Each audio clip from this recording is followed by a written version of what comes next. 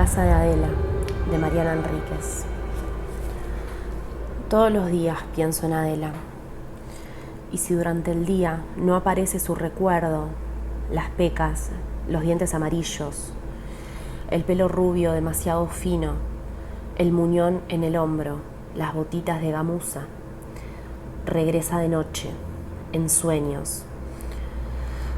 Los sueños con Adela son todos distintos, pero nunca falta la lluvia, ni faltamos mi hermano y yo. Los dos parados frente a la casa abandonada, con nuestros pilotos amarillos, mirando a los policías en el jardín que hablan en voz baja con nuestros padres.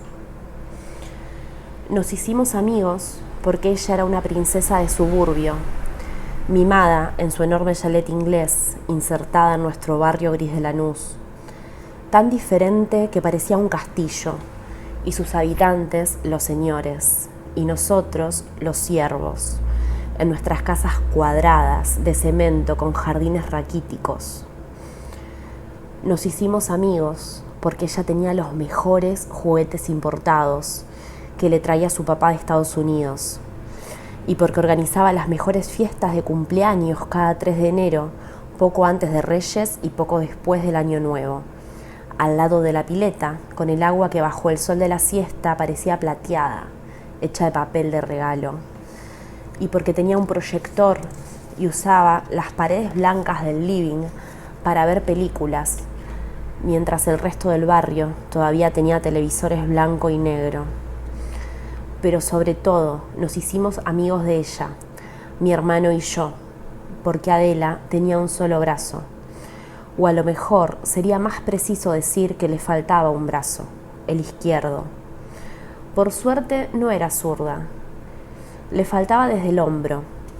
Tenía ahí una pequeña protuberancia de carne que se movía, con un retazo de músculo, pero no servía para nada. Los padres de Adela decían que había nacido así, que era un defecto congénito. Muchos otros chicos le tenían miedo o asco. Se reían de ella, le decían monstruita, adefesio, bicho incompleto.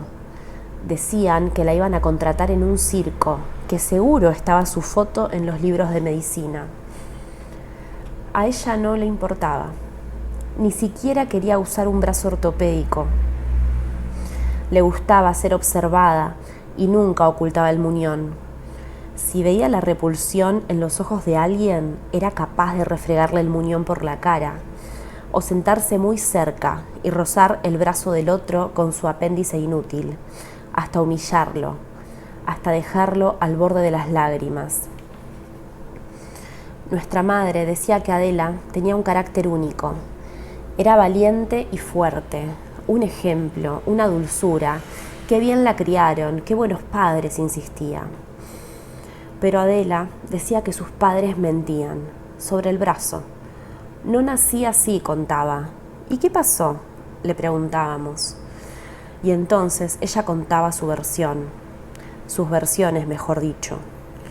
A veces contaba que le había atacado su perro, un Doberman negro llamado Infierno. El perro se había vuelto loco. Les suele pasar a los Doberman, una raza que, según Adela, tenía un cráneo demasiado chico para el tamaño del cerebro. Por eso les dolía siempre la cabeza y se enloquecían de dolor. Se les trastornaba el cerebro apretado contra los huesos. Decía que la había atacado cuando ella tenía 2 años. Se acordaba. El dolor, los gruñidos, el ruido de las mandíbulas masticando, la sangre manchando el pasto, mezclada con el agua de la pileta. Su padre lo había matado de un tiro. Excelente puntería, porque el perro, cuando recibió el disparo, todavía cargaba con Adela bebé entre los dientes. Mi hermano no creía esta versión. A ver, ¿y la cicatriz dónde está? Ella se molestaba. Se curó re bien, no se ve. Imposible, siempre se ven. No quedó cicatriz de los dientes. Me tuvieron que cortar más arriba de la mordida. Obvio, igual tendría que haber cicatriz, no se borra sino más. y le mostraba su propia cicatriz de apendicitis en la ingle como ejemplo. A vos porque te operaron médicos de cuarta. Yo estuve en la mejor clínica de Capital. Bla, bla, bla, le decía a mi hermano y le hacía llorar. Era el único que la enfurecía. Y sin embargo nunca se peleaban del todo. Él disfrutaba con sus mentiras. A ella le gustaba el desafío. Y yo solamente escuchaba. Y así pasaban las tardes, después de la escuela, hasta que mi hermano y Adela descubrieron las películas de terror. Y cambió todo para siempre. No sé cuál fue la primera película. A mí no me daban permiso para verlas. Mi mamá decía que era demasiado chica. Pero Adela tiene mi misma edad, insistía yo. Problema de sus papás si las dejan. Ya te dije que no, decía mi mamá. Y era imposible discutir con ella. ¿Y por qué a Pablo lo dejás? Porque es más grande que vos. Porque es varón, gritaba mi papá, entrometido, orgulloso. Los odio, gritaba yo, y lloraba en mi cama hasta quedarme dormida. Lo que no pudieron controlar fue que mi hermano Pablo y Adela, llenos de compasión, me contaran las películas. Y cuando terminaban de contarme las películas, contaban más historias. No puedo olvidarme de esas tardes, cuando Adela contaba, cuando se concentraba y le ardían los ojos oscuros. El parque de la casa se llenaba de sombras, que corrían, que saludaban burlonas. Yo las veía cuando Adela se sentaba de espaldas al ventanal en el living. No se lo decía, pero Adela sabía. Mi hermano no. Él era capaz de ocultar mejor que nosotras. Él supo ocultar hasta el final, hasta su último acto, hasta que solamente quedó de él ese costillar a la vista, ese cráneo destrozado y sobre todo ese brazo izquierdo en medio de las vías, tan separado de su cuerpo y del tren que no parecía producto del accidente, del suicidio. Le sigo diciendo accidente a su suicidio. Parecía que alguien lo había llevado hasta el medio de los rieles para exponerlo, como un saludo, un mensaje. La verdad es que no recuerdo cuáles de las historias eran resúmenes de películas y cuáles eran inventos de Adela o de Pablo. Desde que entramos en la casa, nunca pude ver una película de terror. 20 años después conservo la fobia, y si veo una escena por casualidad o por error en la televisión, esa noche tomo pastillas para dormir y durante días tengo náuseas. Y recuerdo a Adela sentada en el sofá, con los ojos quietos y sin su brazo, mientras mi hermano la miraba con adoración. No recuerdo, es cierto, muchas de las historias. Apenas una sobre un perro poseído por el demonio.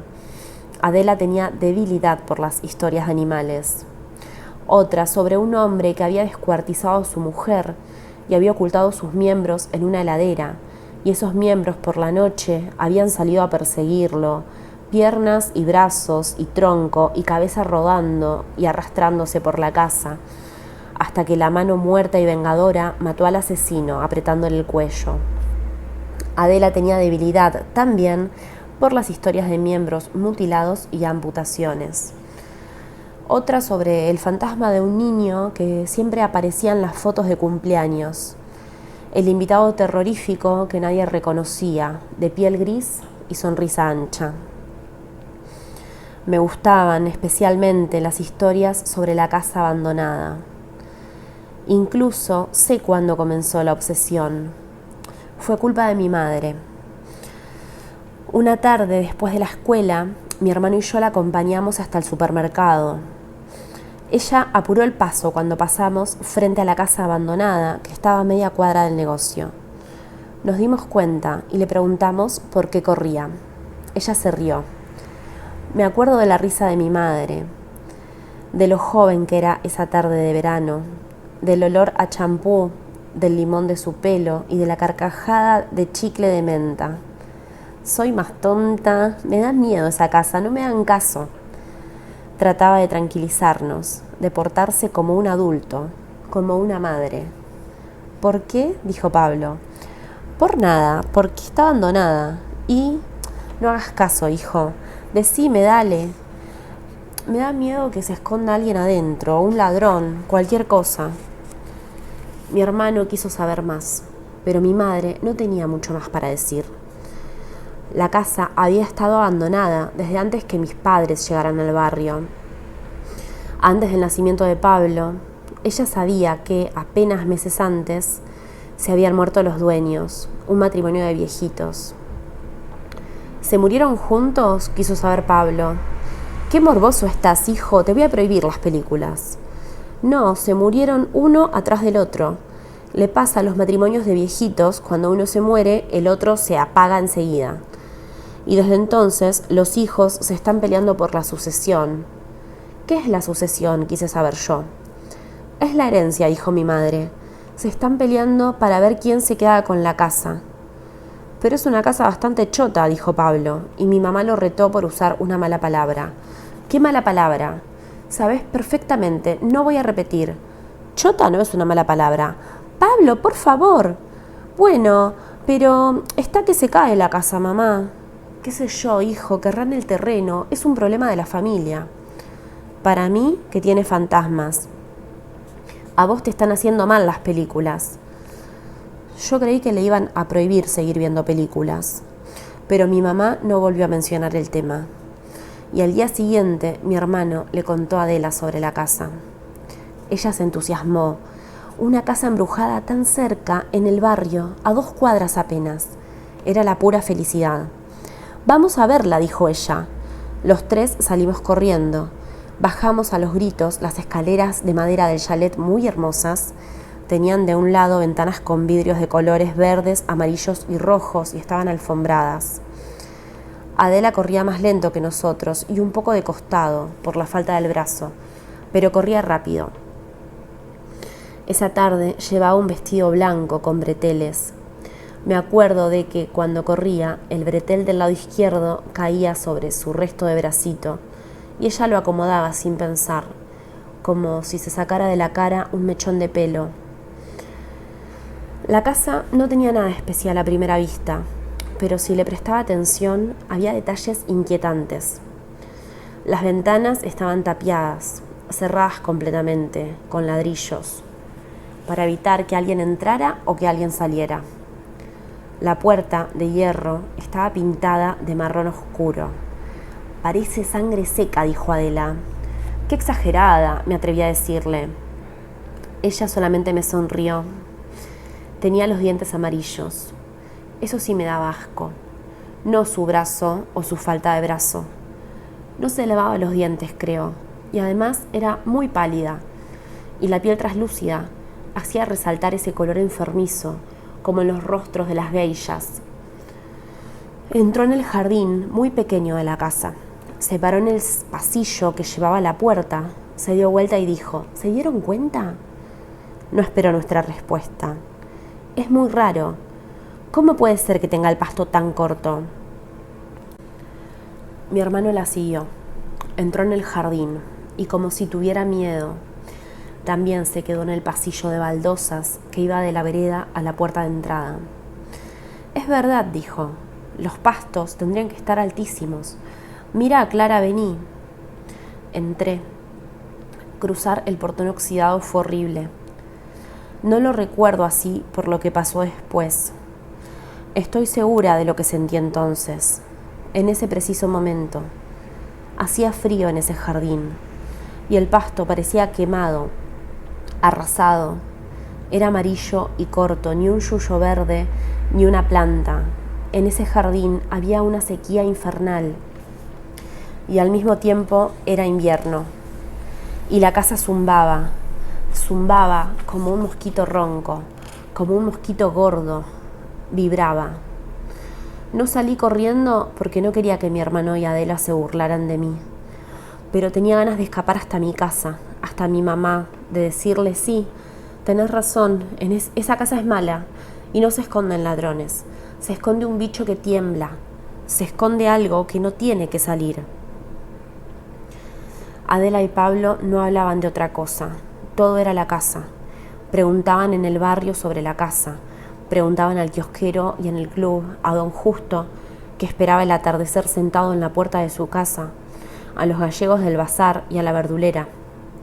Nadie les decía nada de importancia, pero varios coincidieron en que la rareza de las ventanas tapiadas y en ese jardín reseco les daba escalofríos, tristeza, a veces miedo, sobre todo miedo de noche. Muchos se acordaban de los viejitos, eran rusos o lituanos, muy amables, muy callados. Y los hijos, algunos decían que peleaban por la herencia, otros que no visitaban a sus padres ni siquiera cuando se enfermaron. Nadie los había visto, nunca. Los hijos, si existían, eran un misterio. Alguien tuvo que tapiar las ventanas, le dijo mi hermano a don Justo. Vos sabés que sí, pero lo hicieron unos albañiles, no lo hicieron los hijos. A lo mejor los albañiles eran los hijos. Seguro que no, eran bien morochos los albañiles, y los viejitos eran rubios transparentes, como vos, como Adelita, como tu mamá. Polacos debían ser, de por ahí. La idea de entrar en la casa fue de mi hermano. Me lo sugirió primero a mí. Le dije que estaba loco. Estaba fanatizado. Necesitaba saber qué había pasado en esa casa, qué había dentro. Lo deseaba con un fervor extraño para un chico de 11 años. No entiendo, nunca pude entender qué le hizo la casa, cómo lo atrajo así, porque lo atrajo a él primero, y él contagió a Adela. Se sentaban en el caminito de baldosas amarillas y rosas que partía del jardín seco. El portón de hierro oxidado estaba siempre abierto, les daba la bienvenida. Yo los acompañaba, pero me quedaba afuera, en la vereda. Ellos miraban la puerta, como si creyeran que podían abrirla con la mente. Pasaron horas ahí, sentados, en silencio. La gente que pasaba por la vereda, los vecinos, no les prestaban atención. No les parecía raro o quizás no los veían. Yo no me atrevía a contarle nada a mi madre. O a lo mejor la casa no me dejaba hablar. La casa no quería que los salvara. Seguíamos reuniéndonos en el living de la casa de Adela, pero ya no se hablaba de películas. Ahora Pablo y Adela, pero sobre todo Adela, contaban historias de la casa. ¿De dónde la sacan?, les pregunté una tarde. Parecieron sorprendidos, se miraron. La casa nos cuenta las historias. ¿Vos no la escuchás? Pobre, dijo Pablo, no escucha la voz de la casa. No importa, dijo Adela, nosotros te contamos. Y me contaban sobre la viejita que tenía ojos sin pupilas, pero no estaba ciega. Sobre el viejito que quemaba libros de medicina junto al gallinero vacío, en el fondo. Sobre el fondo, igual de seco y muerto que el jardín, lleno de pequeños agujeros como madrigueras de ratas.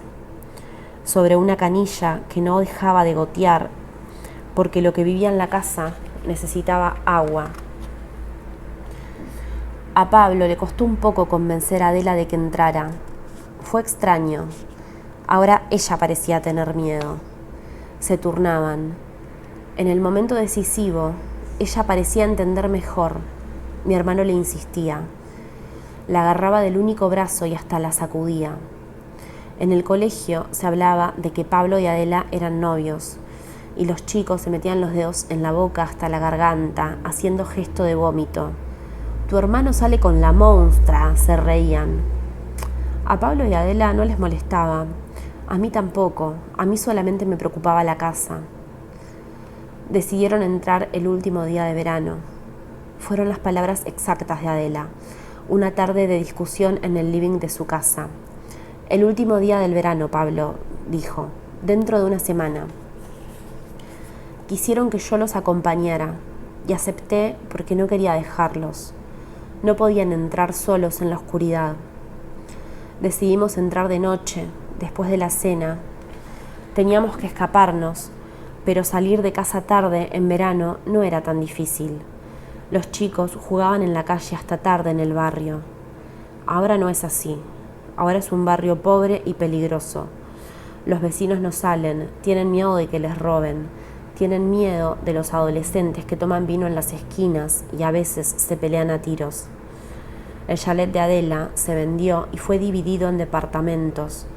En el parque se construyó un galpón. Es mejor, creo. El galpón oculta las sombras. Un grupo de chicas jugaba al elástico en medio de la calle. Cuando pasaba un auto, circulaban muy pocos, paraban para dejarlo pasar. Más lejos, otros pateaban una pelota, y donde el asfalto era más nuevo, más liso, algunos adolescentes patinaban. Pasamos entre ellos, desapercibidos. Adela esperaba en el jardín muerto. Estaba muy tranquila, iluminada, conectada, pienso ahora. Nos señaló la puerta y yo gemí de miedo. Estaba entreabierta, apenas una rendija. ¿Cómo?, preguntó Pablo. La encontré así. Mi hermano se sacó la mochila y la abrió. Traía llaves, destornilladores, palancas, herramientas de mi papá que había encontrado en una caja en el lavadero. Ya no las iba a necesitar. Estaba buscando la linterna. No hace falta, dijo Adela. La miramos confundidos. Ella abrió la puerta del todo y entonces vimos que adentro de la casa había luz. Recuerdo que caminamos de la mano bajo esa luminosidad que parecía eléctrica, aunque en el techo, donde debería haber lámparas, solo había cables viejos asomando de los huecos como ramas secas. Parecía la luz del sol. Afuera era de noche y amenazaba tormenta, una poderosa lluvia de verano. Ahí adentro hacía frío y olía a desinfectante, y la luz era como de hospital. La casa no parecía rara por dentro. En el pequeño hall de entrada estaba la mesa del teléfono, un teléfono negro, como el de nuestros abuelos. Que por favor no suene, que no suene, me acuerdo que recé así, de que repetí eso en voz baja, con los ojos cerrados, y no sonó. Los tres juntos pasamos a la siguiente sala. La casa se sentía más grande de lo que parecía desde afuera, y zumbaba, como si vivieran colonias de bichos ocultos detrás de las pinturas de las paredes. Adela se adelantaba, entusiasmada, sin miedo. Pablo le pedía, «Esperá, esperá», cada 3 pasos. Ella hacía caso, pero no sé si no escuchaba claramente. Cuando se daba vuelta para mirarnos, parecía perdida. En sus ojos no había reconocimiento. Decía, «Sí, sí», pero yo sentí que ya no nos hablaba. Pablo sintió lo mismo, me lo dijo después. La sala siguiente, el living, tenía sillones sucios de color mostaza, agrisados por el polvo. Contra la pared se apilaban estantes de vidrio. Estaban muy limpios y llenos de pequeños adornos, tan pequeños que tuvimos que acercarnos para verlos. Recuerdo que nuestros alientos, juntos, empañaron los estantes más bajos. Los que alcanzábamos llegaban hasta el techo. Al principio no supe lo que estaba viendo. Eran objetos chiquitísimos, de un blanco amarillento, con forma semicircular. Algunos eran redondeados, otros más puntiagudos. No quise tocarlos. «Son uñas», dijo Pablo. Sentí que el zumbido me ensordecía y me puse a llorar. Abracé a Pablo, pero no dejé de mirar. En el siguiente estante, el de más arriba, había dientes, muelas con plomo negro en el centro, como las de mi papá, que las tenía arregladas, incisivos como los que me molestaban cuando empecé a usar aparatos, paletas como las de Roxana, la chica que se sentaba delante de mí en el colegio. Cuando levanté la cabeza para alcanzar a ver el tercer estante, se fue la luz. Adela gritó en la oscuridad. Mi corazón latía tan fuerte que me dejaba sorda, pero sentía a mi hermano que me abrazaba los hombros, que no me soltaba. De pronto vi un redondel de luz en la pared. Era la linterna. Dije, «Salgamos, salgamos». Pablo, sin embargo, caminó en dirección opuesta a la salida. Siguió entrando en la casa. Lo seguí. Quería irme, pero no sola. La luz de la linterna iluminaba cosas sin sentido, un libro de medicina, de hojas brillantes abierto en el suelo, un espejo colgado cerca del techo. ¿Quién podía reflejarse ahí? Una pila de ropa blanca. Pablo se frenó. Movía la linterna y la luz sencillamente no mostraba ninguna otra pared. Esa habitación no terminaba nunca, o sus límites estaban demasiado lejos para ser iluminados por una linterna. Vamos, vamos, volví a decirle, y recuerdo que pensé en salir sola, en dejarlo, en escapar. Adela, gritó Pablo. No se la escuchaba en la oscuridad. ¿Dónde podía estar en esa habitación eterna? Acá. Era una voz muy baja, cerca. Estaba detrás de nosotros. Retrocedimos. Pablo iluminó el lugar de donde venía la voz y entonces la vimos. Adela no había salido de la habitación de los estantes.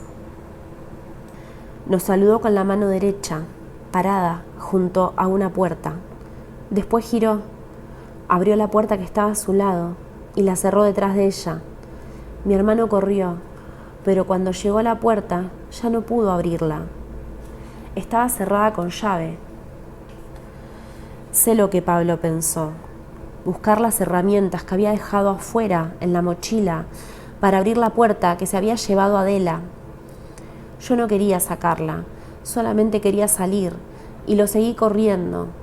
Afuera llovía y las herramientas estaban desparramadas sobre el pasto seco del jardín. Mojadas, brillaban en la noche. Alguien las había sacado de la mochila. Cuando nos quedamos quietos un minuto, asustados, sorprendidos, alguien cerró la puerta desde adentro. La casa dejó de zumbar. No recuerdo bien cuánto tiempo pasó Pablo intentando abrirla, pero en algún momento escuchó mis gritos y me hizo caso. Mis padres llamaron a la policía y todos los días y casi todas las noches vuelvo a esa noche de lluvia. Mis padres, los padres de Adela, la policía en el jardín, nosotros empapados con pilotos amarillos, los policías que salían de la casa diciendo que no con la cabeza, la madre de Adela desmayada bajo la lluvia. Nunca la encontraron, ni viva ni muerta. Nos pidieron la descripción del interior de la casa. Contamos, repetimos. Mi madre me dio un cachetazo cuando hablé de los estantes y de la luz. La casa está llena de escombros, mentirosa, me gritó. La madre de Adela lloraba y pedía, por favor, ¿dónde está Adela? ¿Dónde está Adela? En la casa, le dijimos. Abrió una puerta de la casa, entró en una habitación y ahí debe estar todavía. Los policías decían que no quedaba una sola puerta dentro de la casa, ni nada que pudiera ser considerado una habitación. La casa era una cáscara, decían. Todas las paredes interiores habían sido demolidas. Recuerdo que los escuché decir máscara, no cáscara. La casa es una máscara, escuché. Nosotros mentíamos. Nosotros mentíamos.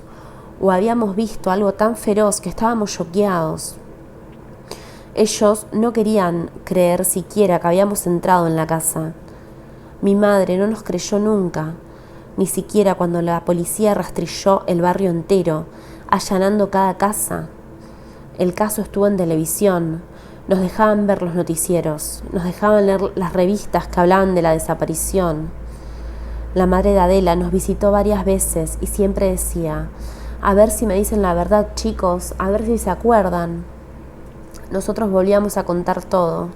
Ella se iba llorando. Mi hermano también lloraba. Yo la convencí. Yo la hice entrar, decía. Una noche mi papá se despertó y escuchó a alguien. Intentaba abrir la puerta. Se levantó de la cama, agazapado. Pensaba que encontraría a un ladrón. Encontró a Pablo, que luchaba con la llave en la cerradura. Esa cerradura siempre andaba mal. Llevaba herramientas y una linterna en la mochila. Los escuché gritar durante horas y recuerdo que mi hermano le pedía por favor, que quería mudarse, que si no se mudaba se iba a volver loco. Nos mudamos. Mi hermano se volvió loco igual. Se suicidó a los 22 años. Yo reconocí el cuerpo destrozado. No tuve opción.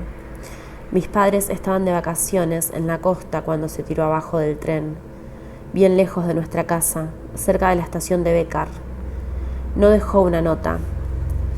Él siempre soñaba con Adela. En sus sueños, nuestra amiga no tenía uñas ni dientes. sangraba por la boca, sangraban sus manos. Desde que Pablo se mató, vuelvo a la casa. Entro en el jardín que sigue quemado y amarillo. Miro por las ventanas, abiertas como ojos negros. La policía derrumbó los ladrillos que las tapiaban hace 15 años y así quedaron, abiertas. Adentro de la casa, cuando el sol ilumina, se ven vigas y el techo agujereado y basura. Los chicos del barrio saben lo que pasó ahí adentro. En el suelo pintaron con aerosol el nombre de Adela. En las paredes de afuera también. ¿Dónde está Adela?, dice una pintada. Otra, más pequeña, escrita con fibra, repite el modelo de una leyenda urbana. Hay que decir Adela 3 veces a la medianoche frente al espejo, con una vela en la mano, y entonces veremos reflejado lo que ella vio, quién se la llevó. Mi hermano, que también visitaba la casa, vio esas indicaciones e hizo ese viejo ritual una noche. No vio nada. Rompió el espejo del baño con sus puños y tuvimos que llevarlo al hospital para que lo cosieran. No me animo a entrar. Hay una pintada sobre la puerta que me mantiene afuera. Acá vive Adela, cuidado, dice. Imagino que la escribió un chico del barrio, en chiste o desafío, pero yo sé que tiene razón, que esta es su casa y todavía no estoy preparada para visitarla.